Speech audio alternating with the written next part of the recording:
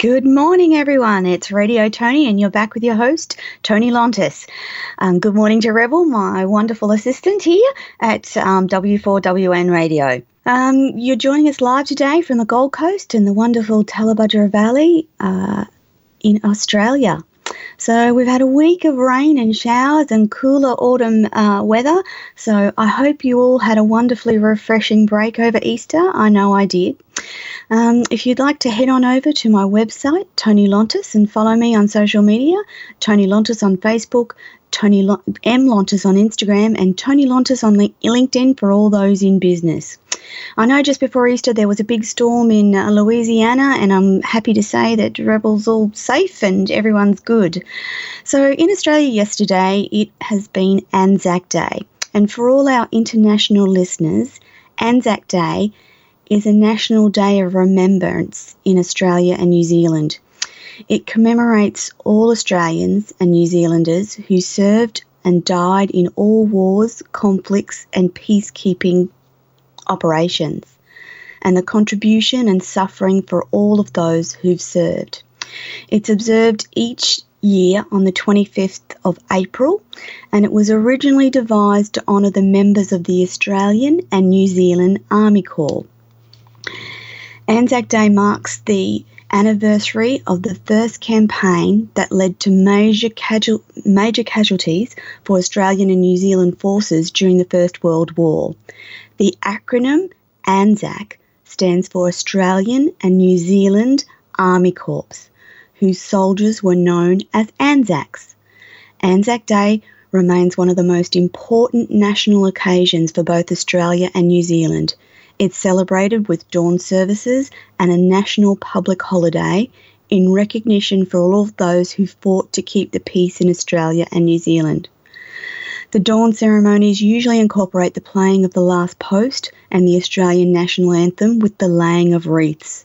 Interestingly, Anzac Day is the only day when the traditional game of two-up is legally able to be played, and only in licensed premises on that day. So quickly over to world news in brief. In North Korea, Kim Jong-un and Russia's Vladimir Putin have pledged to boost ties at their first ever summit. At their opening remarks, the Russian and North Korean leaders referred to their two countries' long history of ties, and Mr. Putin said he wanted to keep calm for Korean tensions. In Sri Lanka this week, there were 359 people killed and more than 500 wounded in an Islamic bombing. Sri Lanka admitted it had a major intelligence lapse before Easter Sunday bomb attacks, and an Indian intelligence warning from the beginning of the month about the planned attacks was not properly shared by the authorities. The President of Sri Lanka has moved to sack the Defence Secretary and the Inspector General of Police. 8 of the 9 attackers have been identified as Sri Lankan citizens, with one of the attackers having studied in Australia. Pretty concerning when some of these terrorist attacks have direct links to Australians. Just a couple of questions from our viewers about Anzac Day. So,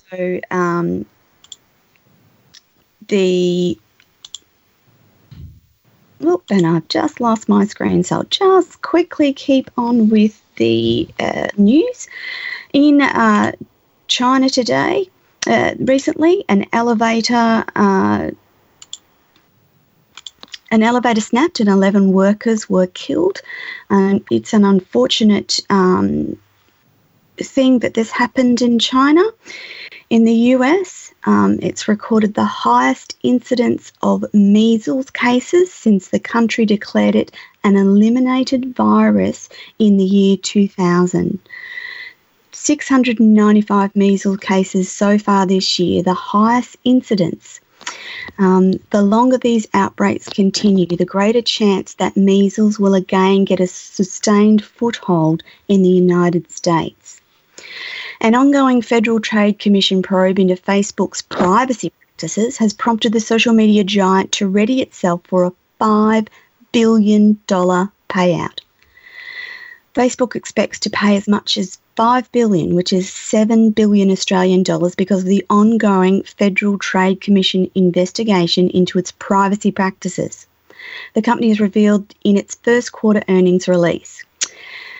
As a result of the anticipated charges, Facebook has set aside $3 billion in this quarter, which has significantly impacted on its earnings per share. But I hear that those with Facebook shares are still earning a nice dollar. In South Africa, at least 60 people have been killed after South African rains. Heavy rains have caused flooding and mudslides in the southern and eastern parts of South Africa, resulting in these deaths. In Egypt, archaeologists have uncovered an ancient tomb with mummies believed to date back about 2,000 years in the southern city of Aswan. The discovery led to the finding of decorated masks, vases, coffin fragments, chunks of linen and papyrus. In Gallipoli, Turkish police have arrested a suspected Islamic State member who was believed to have been planning an attack on the Anzac Day commemorations in Gallipoli.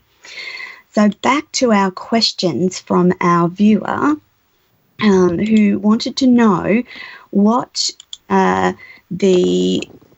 if the Anzac Day was similar to Veterans Day in the United States, and I assume that it is.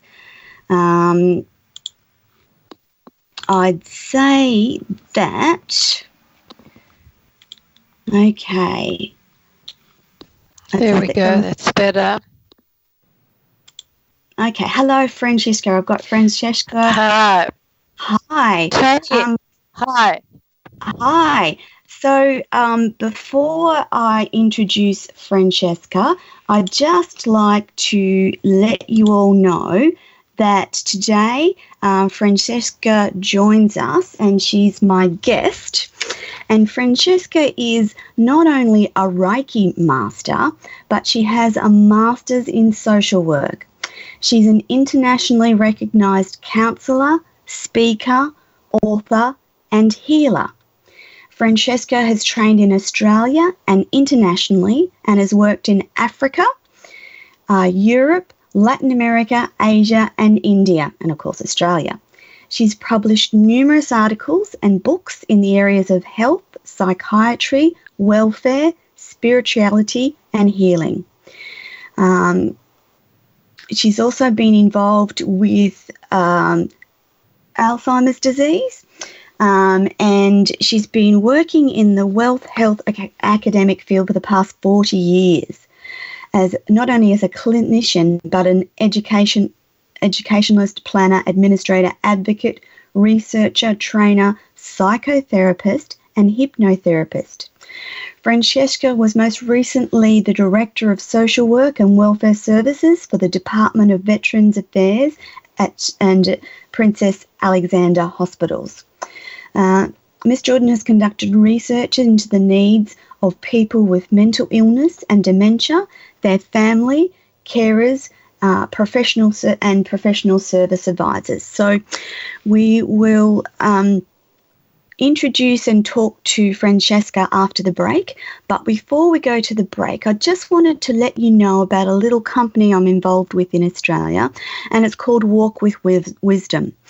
And they deliver small personalised tours for women in Australia and Bali. The motto of the company is to inspire your world with positive steps. And what better way than to let travel inspire you? So in May, we're off on a fully booked tour to Bali, and I can't wait. Radio Toni will be going live from Bali on the 23rd of May, and I'll be interviewing the owner of Walk with Wisdom, Donna Gray, on what makes her so passionate about delivering these wonderful tours for women. Coming up in August, we have a tour to Daylesford and Hepburn Springs in Macedonia, in the Macedonian regions of Victoria, Australia. And this wonderful weekend getaway will include a winery tour, local craft markets, tours of the local convent gallery and historical grounds, Devonshire tea, wine and cheese in front of an open fire, and a visit to the Hepburn Springs bathhouse with an inspirational talk by me over the weekend. If you'd like more information, please head over to my website.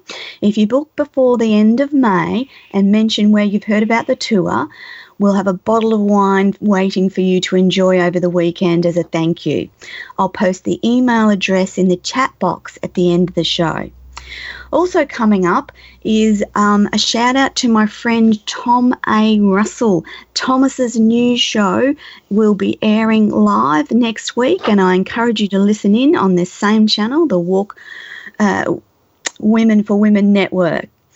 So a little bit more about our talk today. So just quickly, we're going to talk about trauma. And how trauma affects us. We tend to float about our lives worrying about the little inconveniences and the minor annoyances, and some of us tend to worry more than others. But generally, our days are essentially normal.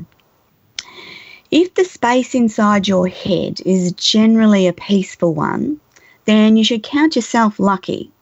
If you're wrestling in the aftermath of some terrible trauma, it might seem like you're the only one, but you're far from alone. Hello, Francesca. How are you this morning?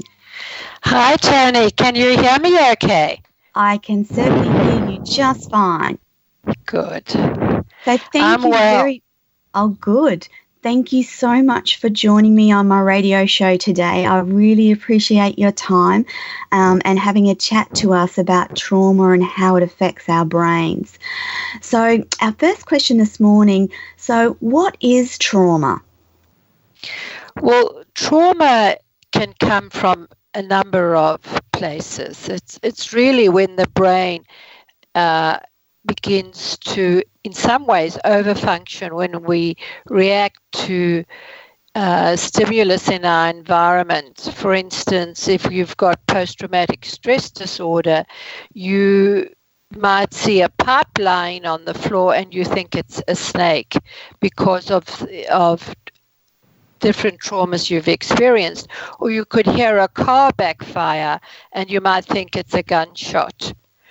Yes. A gun being shot. So those are some of the reactions of the trauma. But the trauma can come from childhood abuse or abusive relationships, a breakdown of a relationships, an effect of any sort of violent crime. You could be made redundant or retrenched and have, a career-based rejection. You could have an accident or a major illness. Yes. Grief, loss, and death can cause trauma. Yes.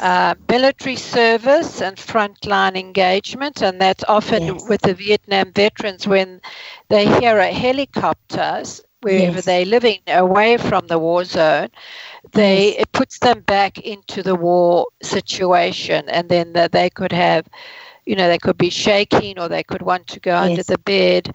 Yeah. So, even carers who take care of someone with PTSD, they can have their own trauma too, because they can have what's called compassion fatigue. Yep. So really, trauma is anything that our brain recognizes as a severe stress reaction, really, isn't it? Yes. Yep. So it kind of triggers a part of our brain that takes over and kicks into fight or flight response, isn't it? Yeah, it's fight or flight or numbness, because some people are frozen. So we used to think it was only fight or flight, but it's also when you working with people, they say, I'm quite numb. Yes. And often when they're in a traumatic situation, say a violent situation, they actually can freeze. And that's very stressful as well. Yeah. In some ways, that's more stressful. So it's really the brain shutting down and getting us ready to. It's a protective mechanism, isn't it? Yes, it is. The way the brain behaves when something traumatic happens, isn't it? Yeah, it's a protective mechanism in the situation, but it becomes counterproductive. It becomes when you're out of the situation and then you're still using, the brain is still going to those modes of reaction. Then it's no longer helpful. But in the situation, it is a survival mechanism. Yes, but it becomes traumatic and difficult for the person after the situation. The brain. So let's talk about how it affects the brain. So the brain kind of gets stuck in that mode, doesn't it, Francesca? Yeah, it can. Yes, it can get stuck, and then there are different parts of the brain that are affected. Yes. Yeah. So trauma can change the brain in some predictable ways, and it's probably helpful that we're aware of these, especially if you or someone close to you is struggling to cope after trauma. If you've got an increased awareness, you can seek treatment to address your symptoms and learn skills that actually help rewire your brain for recovery. So it's probably immensely helpful to know that you're not crazy, irreversibly damaged, or a bad person. It's just the way your brain, your traumatized brain, is reacting to traumatic events, isn't it? Yeah, that's right. The three main areas of the brain that are affected by trauma, can you tell us about those, Francesca? Yeah. So the three main brains that I would like just to cover today is the amygdala, the hippocampus, and the prefrontal cortex. So what happens is when you're in a situation that feels threatened, what happens is the amygdala gets triggered. It's the amygdala is like the alarm bell in your brain going off. Yes. So the alarm bell goes off, and then the way the brain functions is it actually goes to the hippocampus, which we call the filing cabinet. That's where all the memories of the emotional memories are in the hippocampus. So the bell goes off, you immediately go to the memories of the past trauma. Yes. And you re-experience the trauma. You re-experience the feelings that you had during that trauma. Yeah. So the person's not actually in trauma anymore, but their brain reacts like they are, doesn't it? Yes, that's right. So what happens is the amygdala gets triggered very quickly when there's the slightest bit of association from a previous trauma. And that can be. Yeah, it could be a picture. It could be, as I say, it could have been, you think it's a snake, but it's only a black pipe. Yes. The helicopter sound. Yes. Something, a program on TV or a movie. Yeah. They can be triggering a rejection from a partner. That can be triggering. So all of those things can trigger the amygdala, and the amygdala gets triggered very quickly. That's usually what happens. The amygdala doesn't take long to react. It reacts very quickly, but it takes a really long time to calm down. Okay. So just for our listeners, the amygdala is a tiny structure deep inside our brains. Some people refer to it as the fear center, but I like your description better, Francesca. Yeah. So the amygdala triggers or sounds the alarm, and then where does it go? Then it goes to the hippocampus. hippocampus. Yes. Where that's the memory part. We call that the filing cabinet, where all these memories are stored. The emotional memories are stored.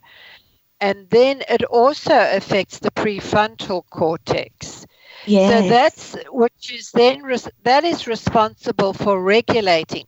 So what happens? The amygdala gets triggered. You go to the hippocampus, and then what should happen is the prefrontal cortex should respond to regulate the emotions that have been triggered by the amygdala. But when there's trauma, then that's not actually working properly. It's not functioning the way it should. So it regulates negative emotions such as fear that occur when we're confused from the amygdala having been triggered. So again, just for our listeners, the prefrontal cortex is that part of the brain at the front of your head, just behind your forehead, and it's responsible for the abilities to have rational thought, problem solving, planning, empathy, awareness. That's right. And after trauma, it's changed as well, isn't it? That's right. We can also call that the prefrontal cortex, the executive part of the brain, the one that makes all the rational decisions. Yeah. So that rational thinking part of your brain, once you've been through trauma, is it like it just becomes dysfunctional? Is that my correct understanding? Yeah. It's not working the way it's intended to because it's been affected by the trauma. Okay, so therefore it affects the way we think clearly, affects our ability to make good decisions, and we're less aware of ourselves and others because that front part of your brain has been impacted by the trauma. Is that correct? That's right. And that's all because the body has gone into survival mode, which that's what the body has always been meant to do, to go into this state to protect itself, isn't it? That's right. Because even if you look at the animal world, either they'll run, they'll fight, or they'll pretend they're dead. Yes. So that's where the numbness and the the ability to be frozen, not the ability, but the reaction of being frozen happens. So you can see, we are part of the animal world, but we can see it both in humans and in animals. So, Francesca, we're just going to take a little break, and after the break, we've got some more questions from Francesca, and I'm hoping that our listeners have got some questions for us too. Hello, everyone. So we're back talking with Francesca Jordan, and we're talking about trauma and the traumatized brain. So we got to the part where we were about to talk what's going on in your traumatized brain, and a traumatized brain looks different from a non-traumatized brain in three predictable ways. The thinking center, that's our prefrontal cortex, the front of your brain, is underactivated. The emotional regulation center is underactivated, and the fear center is overactivated. So, Francesca, do you want to talk a bit more about what's going on in a traumatized brain? Yes, I can. And I think it's also important for people to know about some of the symptoms. Yes. So often there's irritability or chronic anger, anxiety, insomnia, or difficulty sleeping. You can be agitated, impatient, or not able to sit still. Yes. You have the intrusive memories and nightmares and flashbacks. Yeah. That happens with the trauma. Feeling out of your body, because that's often, it was sometimes unsafe to be in your body. Yes. It often happens in sexual trauma, particularly with children, that you then go out of your body because it's a way to deal with it. Yeah. Yeah. Yeah. I've got sorry, Francesca, I'm just going to interrupt you. I've got a really important couple of questions from our listeners. The first one is, what is compassion fatigue? So can you explain that? Yeah. Yep, I can. So compassion fatigue is when you're caring for someone else. It could also be called sometimes vicarious trauma, where you take on, and often counselors and frontline workers like ambulance workers, police going to traumatic scenes, they can have vicarious trauma. And so can family carers and partners, because they're affected by the person's trauma. And they're caring a lot for that person.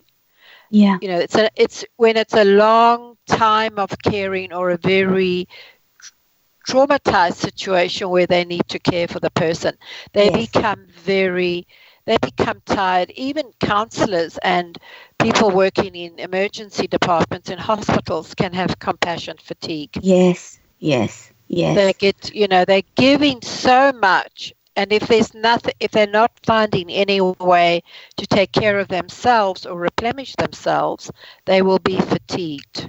Yeah. And they can become ill themselves. Yeah. So the next question from our listener is, how does one know that this PTSD stuff or something like it? So I think they're wanting to know, how do they know if they've got something like PTSD? Yeah, well, PTSD is when, as we've explained, what's happening in the brain and how people react. So it's those symptoms, isn't it? Yeah, it is. And it's also when the memories of the event linger and the person who's been traumatized have these vivid flashbacks. Yes. And they're frightened, they're traumatized, they're always on edge, and at the slightest of the cues or, remembering, it sends them hurtling back inside their protective shell. Yeah. They can avoid people and objects and situations that remind them of that trauma and hurtful experiences. And it really prevents them from living their lives meaningfully and with ease. Yes, I was just going to have post-traumatic stress disorder is very debilitating because you're trying to manage those memories, thoughts and feelings from the traumatic episode that constantly impact on your life now. So you're no longer in the trauma, but memories and feelings and sights and sounds from the trauma keep getting triggered, don't they, in post-traumatic stress disorder? Yes, they do. And also, if you were to do a neuroimaging of a person with PTSD, it would show that several regions differ structurally and functionally from a healthy individual. So as we said, the amygdala, the hippocampus, and the prefrontal cortex play a role in the triggering of the symptoms of PTSD. And then these regions, impact the stress response mechanism. So the person with PTSD, even long after their experience, continues to perceive and respond to stress differently than someone who hasn't been traumatized. Yes. So what can we do to help people or help ourselves get over trauma and work through post-traumatic stress disorder, PTSD? Yeah. Well, there are a number of things we can do, and there's some really good research that's come out. We now know that the brain, we used to think it was set in concrete. We now know that there's neuroplasticity in the brain. Yes. And so for our listeners, for our listeners, that means that the brain can relearn things or be rewired, doesn't it, Francesca? Yeah, it can change. You can change the neural pathways in the brain. Yes. Yeah. So when the pathways before were linked to the trauma or, say, anger, then you see what happens with the brain if the brain is like a computer. Yes. The computer has a default program, and so does the brain. Yes. So if because of your traumatic experiences, your first response is to be angry. Yes. That's where the brain will go. Uh-huh. So if you used to being angry and that's your way of coping with the trauma, when any slightest thing that happens that could be slightly traumatic, you will become angry. The brain becomes angry. Mm-hmm. And as you can change your default program on your computer, you can change it in your brain. Yes. So the way we can do that is meditation is really good. They've shown that the brain can actually change. Yes. Hypnotherapy is really good to change the neural pathways. Yes. People do use medication. Counseling, cognitive behavioral therapy, can change the neural pathways in the brain. And other sorts of counseling. Yoga is good. Exercise is good. They've shown that depression can decrease significantly with walking, exercising, swimming. So there are quite a lot of things we can do to heal the brain. And one of the main things is to talk to someone, isn't it? Yes, it is. Now, we've in the past, I mean, counselors understand this, but often people in the general public don't. When you talk about something, it's a cathartic experience. So what it means is you're no longer holding it in your body, because the body, we know, has memory. Different parts of the body also have memory cells. Yes. And you can hold that memory not just in the brain, but in other parts of your body. Mm-hmm. And that's where yoga and breathing is so good, and exercise, because it's actually helping to release some of the tension in the body. Yes. So it's really important that we do talk about things, because by speaking it aloud, it takes it out of your brain and your body. It's cathartic. And that is don't underestimate the healing of being cathartic, of actually talking aloud what's going on for you. It's immensely healing. So it's you're doing yourself quite a disservice if you think that you're going to pack it away and put it in the back of your brain and never discuss it and never talk about it. You're better off to speak it out loud, and that doesn't necessarily mean talking to a person. It could mean talking into a recorder, couldn't it? Is that equally helpful? Yes, or journaling. Yes, journaling is really good. Yep, you could write about it. Yes, yes.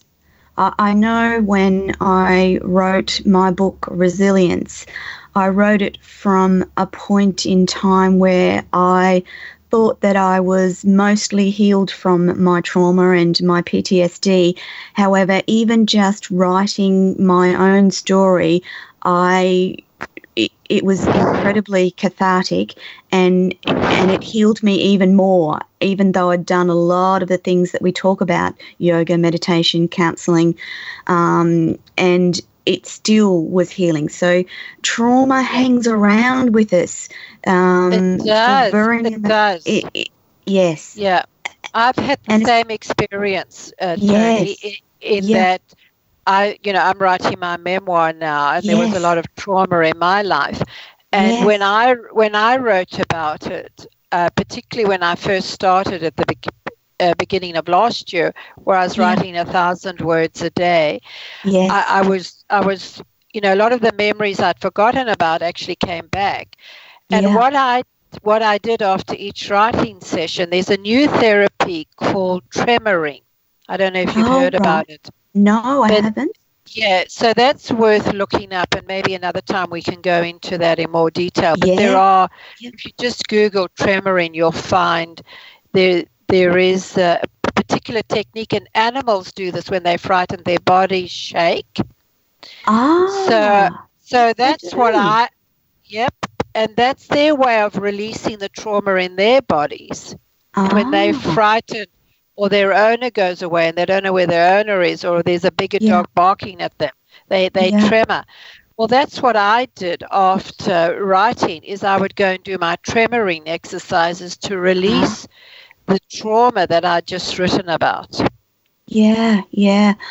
One of the things for me was breathing and taking deep breaths and sitting and concentrating on my breathing, because I don't know if the listeners realize, but when you're in your brain's in that trauma mode, you take shorter, faster breaths. So if you want to take your brain out of that traumatic moment, just focus on your breathing, take slow, deep breaths, and you'll move yourself out of that fearful position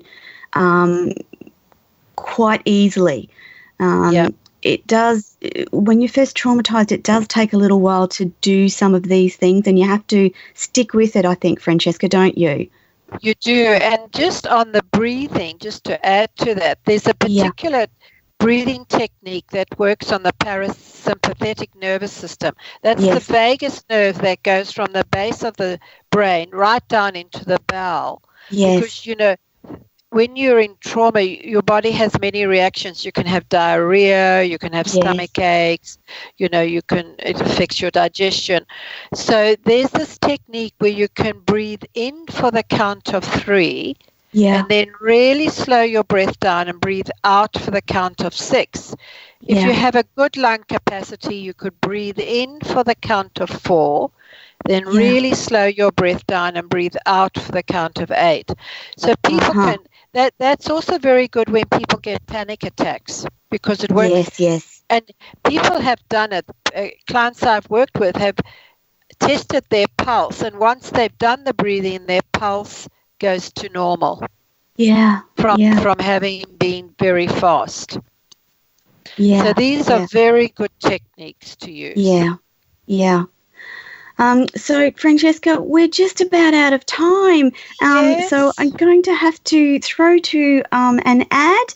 And thank you so much for talking to us today. I'll throw to an ad, and I will talk to you again soon, Francesca. Thank you for being on my show today.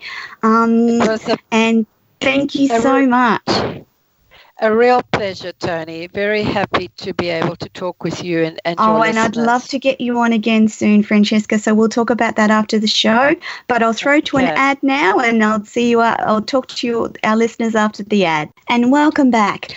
So just finishing off our little talk on trauma today, one of the things that I found most helpful was to take care of my health. So those are the simple things: eating right, getting plenty of sleep, avoiding alcohol and drugs, and reducing your stress. For me, reducing stress was the key to recovering from my trauma and PTSD. And the second was seeking a professional to talk to and have therapy with. So those were the keys for me to get through my PTSD and trauma. And essentially, I feel that I'm pretty well healed. However, trauma remains with you for life. It doesn't just go away simply or easily, and you have to be kind to yourself. So if it's the last thing that I leave you with today, you need to remember to be kind to yourself. And that involves talking to yourself in a way that you talk to your very best friend. Be kind, have lots of sleep, and take care of yourself are the key to getting through a traumatic experience and recovering from PTSD. Removing stress from your life, having a good network of trusting friends and people that you can talk to is another helpful way to get you through trauma. So next week, Radio Toni transitions from a 1-hour show to a 2-hour show. So you'll be listening to me for a lot longer, and we'll talk about subjects in a lot more depth. Our 50-minute time slot just doesn't quite give us enough time, and I'm looking at introducing a different segment that will fill up our time, and I'm hoping that you will join me next week live on the Women for Women Network and listen in to Radio Toni. So that's it for me. Over and out, and I'll see you next week. Bye.